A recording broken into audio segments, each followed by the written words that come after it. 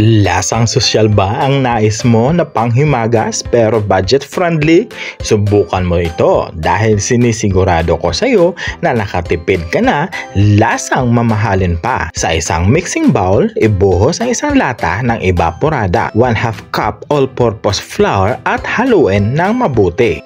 Maglagay ng 3 kutsara ng white sugar at haluin ng mabuti. Isalin sa kawali at buksan ang apoy, ilagay sa mahina lang talaga. Mayat-mayat ito haluin para hindi masunog. Hanggat lumapot ng ganito, isalin sa Anytab container. I-flat ko ito para pantay. Itaktak at iwan muna natin. Maglagay ng isang sachet ng Milo sa kawali, 1 kutsara ng white sugar at 1/4 cup na tubig. Haluin hanggat matunaw. Dapat mahina lang talaga ang apoy ha. Pag malapot na ng ganito, i-topping sa ating mixture at i-flat para magpantay. Mag-toppings ako ng mani.